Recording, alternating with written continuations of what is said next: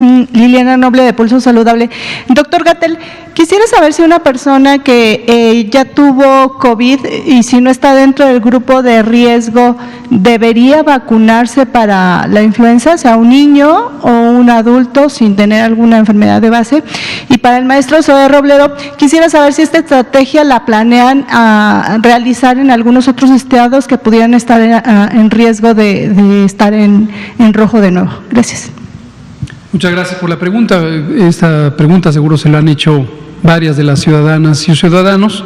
¿Qué pasa si tuve COVID? Pertenezco a los grupos de riesgo, pensemos primero en este escenario, y estoy en la oportunidad de vacunarme contra la influenza. Hasta el momento no se conoce que el antecedente de haber padecido COVID represente una contraindicación, es decir, una razón para no aplicar la vacuna contra la influenza. Es decir, sí, definitivamente se recomienda a todas las personas en los grupos de riesgo de influenza, personas de 60 y más años de edad, personas con enfermedades crónicas, embarazadas y niños menores de 5 años que se vacunen contra la influenza, independientemente de que hayan tenido o no COVID o alguna otra enfermedad respiratoria. Gracias. Quien no está en un grupo de riesgo no tiene indicación para vacunarse contra la influenza, independientemente de que le haya dado COVID. Gracias. Maestro. Y sí, la respuesta es sí, sí estamos haciendo análisis en todos los estados en donde haya subido un poco más del 50% y a partir de eso nos movilizamos. De hecho, hace ya 2 semanas y la semana anterior, el miércoles, hicieron nuevamente una visita 3 médicos muy destacados del cuerpo médico del Seguro Social, el doctor Peña Viveros, que estuvo en Chihuahua, el doctor Arismendi, el doctor Juan Manuel Lira, y el doctor Cervantes.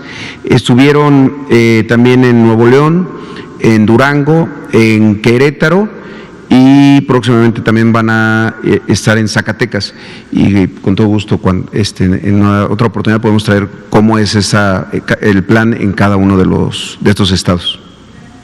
Gracias, maestro Zoe. Por favor. Gracias, doctor Gatell, funcionarios, el público que se escucha. Doctor, le voy a hacer 3 cuestionamientos. Una es, ustedes viajan en avión y también la gente que ha tenido la oportunidad de viajar en avión. En los mostradores, obviamente, se guarda la sana distancia para registrarnos y demás. Sin embargo, cuando se aborda el avión, pues yo no veo ninguna sana distancia. ¿Quién está vigilando a las líneas aéreas? Le digo por qué, porque en días recientes yo iba a viajar a la ciudad de Nueva York por el programa de Marco Migrante para tener contacto con los migrantes. Sin embargo, la línea Delta Airlines pidió la prueba de COVID, pero además me estaba pidiendo confinarme 14 días en casa, allá en Nueva York, o en un hotel. Entonces quisiera saber qué está haciendo el gobierno mexicano, sobre todo las autoridades sanitarias. ¿Quién está vigilando esas líneas aéreas? Porque en los cines hay una hilera que se ocupa, en la siguiente está vacía y aún así hay una distancia considerable para no contagiarse entre COVID. Usted ha dicho que el cubrebocas pues no es confiable como para evitar que se contagie uno. Entonces, ese es el primer planteamiento. Muchas gracias. Aprovecho que dice que dije lo que no dije para aclararlo. Yo no he dicho que el cubrebocas no sea confiable. Lo que he especificado innumerables ocasiones desde marzo es para qué sí sirve el cubrebocas y para qué debemos tener claridad que no sirve el cubrebocas. El cubrebocas es una barrera física para evitar que salgan las partículas líquidas, gotas, gotículas y aerosoles de la vía respiratoria, nariz y boca, de una persona que esté enferma y pueda con ello propagar los virus. Hasta ahí, bien, el cubrebocas ayuda a que no se contagie a los demás. Punto y aparte, si creemos que el cubrebocas es una barrera para protegerme a mí mismo porque lo estoy portando, no. Esa es una falsa expectativa y estamos obligados a dejarle en claro a la población que no se confíe de que porque trae cubrebocas va a estar protegido. Entonces, no digo que no sirva, lo que digo es sirve para lo que sirve y no sirve para lo que desafortunadamente no sirve. Y la razón por la que lo aclaramos es porque es natural que la expectativa, quizá convencional, de las personas es la autoprotección. Generalmente pensamos de manera más egoísta y quizá, tristemente, hay una menor propensión al altruismo.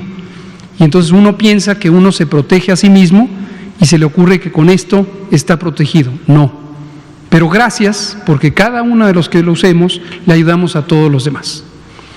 Sobre su pregunta de los aviones, me parece muy legítima. Hace unos pocos días me la hizo una familiar, exactamente en los mismos términos, y creo que es una pregunta muy adecuada que todo el mundo tiene que tener claro.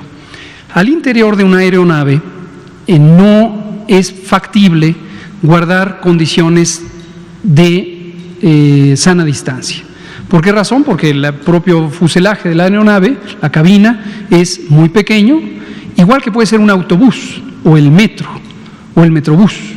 Entonces hay muy poco espacio. Y a menos que se dispusiera un distanciamiento muy amplio, tendría sentido intentar restringir la cantidad de lugares ocupados.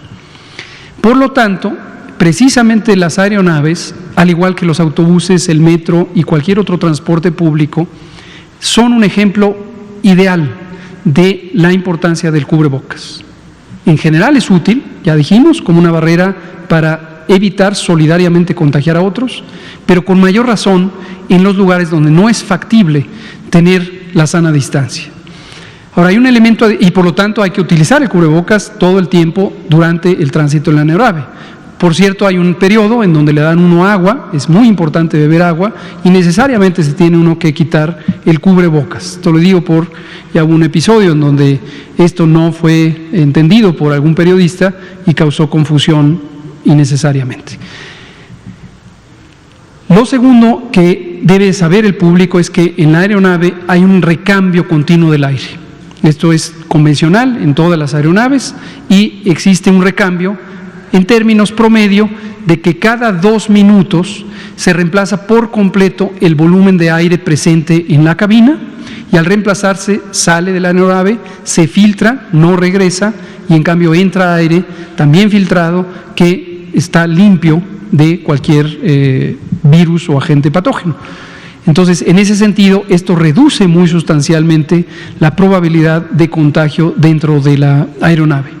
Hay estudios que se han hecho respecto a otras enfermedades infecciosas muy parecidas a COVID, como la influenza, y se encuentra que el riesgo de contagio al interior de la aeronave durante el tránsito es muy sustancialmente menor a lo que uno podría suponer. Vamos a conseguir un par de artículos y presentamos el dato preciso para tranquilidad de la población. Ahora, finalmente, durante el abordaje y el descenso, es conveniente mantener las medidas de sana distancia convencionales que la Secretaría de Salud ha establecido para los distintos espacios de uso público y ahí sí puede haber un riesgo importante de contagio si no se cuida la sana distancia. Entonces, ese es el sitio quizá durante todo el proceso de viaje en aeroplano donde pudiera estar el riesgo más importante. Por favor. Perdón por no presentarme, Marco Antonio Olvera, de la revista Énfasis y del canal de YouTube Marco Olvera Oficial. Yo quisiera saber si la Secretaría de Salud tiene una vigilancia con respecto a los hospitales de los diferentes estados de la República, con respecto a la entrega de cadáveres de las personas que murieron por COVID. Se lo digo porque en algunos estados están entregando los cuerpos de personas que fallecieron por COVID. Ese no es el drama es que les hacen actos funerarios, que es muy respetado, porque obviamente nuestras tradiciones son milenarias con respecto a la muerte. Pero ese es un grado de infección abismal. Claro. ¿Quién está regulando la entrega de los cuerpos de personas que fallecieron por COVID en algunos estados de la República? Le voy a poner un ejemplo, Hidalgo. ¿Quién lo está regulando? Porque usted lo sabe, es tener un cuerpo que haya, una persona que haya fallecido por COVID, pues es un alto riesgo para los que están ahí. Y le hago otro cuestionamiento. Muchas gracias. También me parece un comentario muy importante que permite identificar un potencial riesgo para la población. Desde 1997, la Secretaría de Salud, lo que antes llamábamos la Secretaría de Salud, hoy son 33 Secretarías de Salud. La Secretaría de Salud Federal, que tiene atribuciones específicas, mayormente de carácter normativo y menos atribuciones operativas, y 32 Secretarías Estatales de Salud. Cada uno de los gobiernos estatales es una autoridad sanitaria. Está reconocida por la Ley General de Salud como una autoridad sanitaria, junto con el presidente de la República, el secretario de Salud y el Consejo de Salubridad General. La regulación sanitaria está coordinada por COFEPRIS, la Comisión Federal para la Protección contra Riesgos Sanitarios, pero hay atribuciones que corresponden a las entidades federativas a partir de comisiones estatales o direcciones estatales, según sea el caso, hay de las dos, para la protección contra riesgos sanitarios. Digamos, el análogo de COFEPRIS en los estados existe en los 32 y las atribuciones que corresponden a la disposición de cadáveres y restos humanos y tejidos es responsabilidad de esas comisiones o de esas direcciones la vigilancia del correcto aplicación de los protocolos. En términos generales, el reglamento respectivo de la Ley General de Salud sobre disposición de cadáveres y restos humanos y tejidos ya contemplaba una gran cantidad de medidas de seguridad sanitaria, pero con respecto a COVID, recordarán que desde marzo tenemos un lineamiento técnico específico con respecto a COVID. Y las 32 comisiones o direcciones estatales que dependen de la persona titular de la Secretaría de la Salud de las 32 entidades federativas es responsable de vigilar esto. Pero los gobiernos de los estados no están cometiendo un ilícito. No sé, si hay una denuncia específica hay que darla a conocer precisamente a la autoridad estatal. Si se juzga la persona denunciante que el gobierno del estado no está cumpliendo, es procedente que haga la denuncia a COFEPRIS. COFEPRIS tiene una comisión que coordina el sistema federal sanitario que está precisamente conformado por las 32 comisiones estatales. Y la última pregunta, doctor, durante el mes de marzo o abril habían obviamente ya fallecido personas por COVID.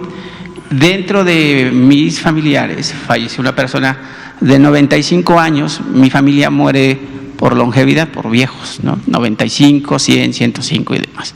Sin embargo, las autoridades sanitarias les pidieron a los familiares que les entregaban 5,000 pesos y aparte de los gastos funerarios a cambio de que pusieran en el acta de defunción que había muerto por COVID. ¿Cuál es la vigilancia que ustedes como autoridades están checando ese tema? Porque digo, el hecho de que se ponga en un acta de defunción que murió por una causa y no murió por otra, en primera instancia aumenta el número de muertos por COVID y no por la muerte que haya sucedido en la persona. Le agradezco este comentario también, lamento que haya fallecido su familiar. Durante algún tiempo, justamente en esos meses, abril y mayo, vimos emerger, junto con algunos señalamientos no fundamentados, como lo probamos aquí por parte de algunos medios de comunicación, tanto nacionales como internacionales, había señalamientos de que al gobierno federal, al gobierno de México, le interesaba ocultar la realidad sobre la mortalidad.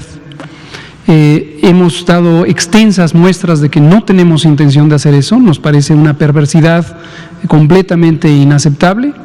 Tan solo el domingo próximo pasado vino aquí por cuarta ocasión el doctor Ruy López Ridaura a presentar el informe más reciente de lo que hacemos con un grupo de trabajo multiinstitucional en el que participa, entre otros, el INEGI, el RENAPO, que depende de la Secretaría de Gobernación, el Instituto Nacional de Salud Pública, la OPS y desde luego la propia Secretaría a través del SENAPRESE y la Dirección de Epidemiología sobre la estimación de mortalidad en exceso.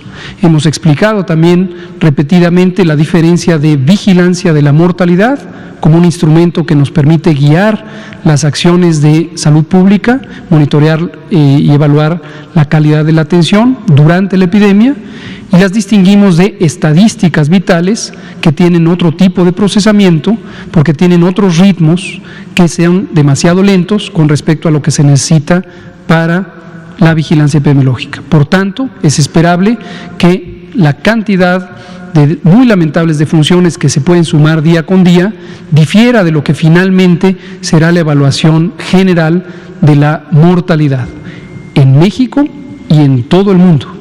Eso lo hemos explicado extensivamente. Nos llamó la atención que durante esos tiempos donde había estos señalamientos infundados, empezaron a emerger noticias de este tipo de comportamiento como lo que usted señala. Resulta que fue a la funeraria, le ofrecían dinero para registrarla como COVID o viceversa, le ofrecían dinero para registrarla como otra causa de muerte. Lo cierto es que hasta el momento no tenemos conocimiento de ninguna denuncia formal. Esto debería denunciarse ante el Ministerio Público local porque puede ser un acto constitutivo de delito, seguramente del fuero común, porque involucra la alteración de documentos oficiales. El certificado de defunción es un documento oficial. La persona certificante adquiere una responsabilidad legal de certificar la muerte y si lo hace con dolo, es decir, con intención de alterar el certificado y por lo tanto en su momento el acta de muerte, podría estar cometiendo un delito. Entonces no se trata de que alguien lo vigile. Si alguien identifica esto, exhortamos a que lo denuncie ante el Ministerio Público local de manera inmediata. Pero hasta el momento no tenemos conocimiento de ninguna denuncia formal en ese sentido, más allá de lo que se ha comentado en los medios de comunicación. Muchas gracias, Marco Antonio. Son las 20 horas con 1 minuto. Empezamos con usted mañana, si aquí tenemos el privilegio de tenerla aquí, y también con usted. ¿Con usted? Si quiere venir mañana, bienvenida. Muchas gracias. Sigamos atentos, la epidemia continúa. Habíamos acumulado 11 semanas, 12 de hecho, de descenso en el número de casos. Tenemos ahorita en 8 entidades de la República un aumento diario en el número de casos. Ya les hemos dicho cuáles son. Las medidas de precaución general son las mismas y hoy vuelvo a empezar con el cubrebocas como un auxiliar para prevenir la propagación de los virus. No sirve para protegernos, pero sirve para ayudar a los demás para protegerse. Por favor, utilícenlo. Muchas gracias.